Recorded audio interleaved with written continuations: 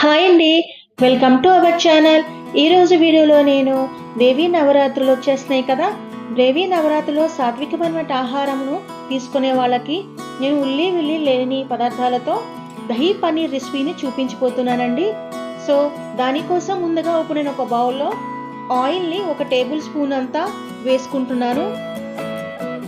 1 tea spoon అంతా పసుపు, 1 tea spoon అంతా ఉప్పు, 1 టీ స్పూన్ అంతా కొరియాండర్ పౌడర్, ఆ తర్వాత 1 టీ స్పూన్ అంతా కసూరి మేతి వేసుకుంటున్నానండి.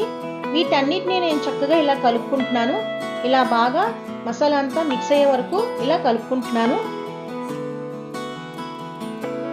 ఆ తర్వాత నేను పన్నీర్ ముక్కల్ని 200 గ్రాములు తీసుకున్నానండి. ఈ పన్నీర్ ముక్కలను ఇందులోకి యాడ్ చేసుకొని చక్కగా వీటన్నిటికీ మసాలా అనేది పట్టించుకుంటున్నాను. ఇదంతా బాగా మిక్స్ అయ్యే వరకు ఇలా కలుపుకుంటున్నానండి. కలుపుకొని ఒక 10 నిమిషాల వరకు రెస్ట్ ఉంచేసుకుంటున్నాను.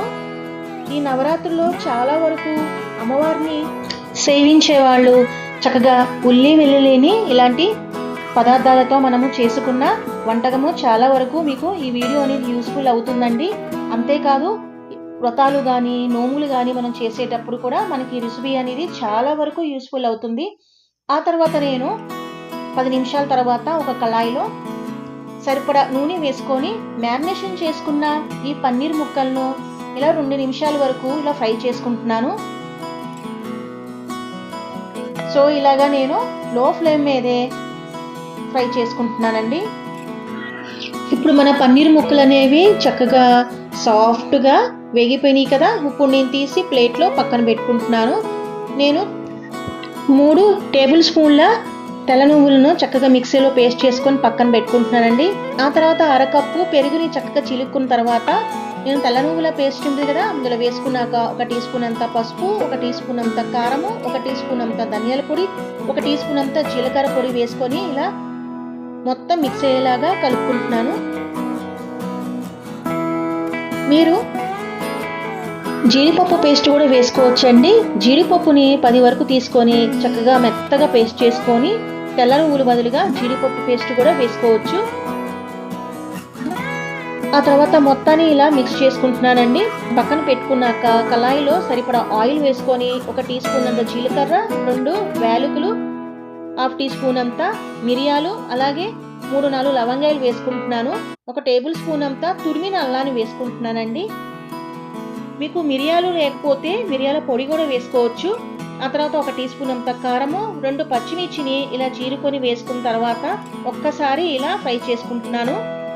ఆ తర్వాత అందులోకి 3 టేబుల్ స్పూన్ అంతా వాటర్ యాడ్ చేసుకొని కలుపుకుంటున్నానండి. పక్కన పెట్టుకున్న ఈ పెరుగు మిశ్రమాన్ని నేను ఇందులో వేసుకుంటున్నాను. మీరు పెరుగుని ఎక్కువ ఇష్టపడిన వాళ్ళు చక్కగా మీరు టమాటాలను 2 మ్యాష్ చేసుకొని అంటే ప్యూరీ చేసుకొని కూడా యాడ్ చేసుకోవచ్చండి. ఆ తర్వాత ఇది దగ్గరికి అయిపోతుంది కదా, ఇది బాగా ఉడికించుకుంటున్నాను. ఆ తర్వాత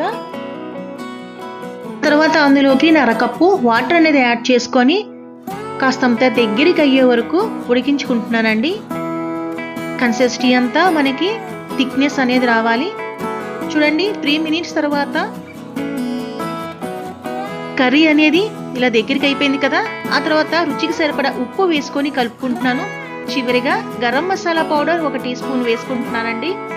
ఇలా బాగా మిక్స్ చేసుకుంటున్నాను. ఆ తర్వాత పక్కన పెట్టుకున్న పన్నీర్ ముక్కల్ని ఇలా వేసేసుకుంటున్నానండి.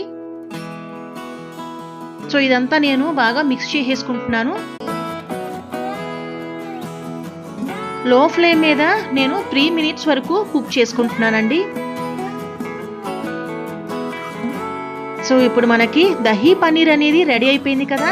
చివరిలో నేను కాస్తంత కొత్తిమీరని యాడ్ చేసుకొని చక్కగా ఇలా ఒక్కసారి కలుపుకుంటున్నాను. చాలా టేస్టీగా, చాలా యమ్మీగా ఉంటుందండి. చాలా రుచిగా కూడా ఉంటుంది కదా. సో తప్పకుండా రెసిపీ ట్రై చేస్తారు కదా ఫ్రెండ్స్. ఇప్పుడు నేను తీసి ఒక ప్లేట్లో సర్వ్ చేసేసుకుంటున్నానండి. అన్నంలోకి కానీ పరాటాలోకి కానీ చాలా బాగుంటుంది ఫ్రెండ్స్. చాలా రుచిగా కూడా ఉంటుంది కదా. సో తప్పకుండా రెసిపీ ట్రై చేస్తారు కదా ఫ్రెండ్స్. మరికెందుకు ఆలస్యం, మరికొన్ని వీడియోస్ కోసం నా ఛానల్ని తప్పకుండా సబ్స్క్రైబ్ చేయండి, లైక్ చేయండి, ఇంకా షేర్ చేయండి.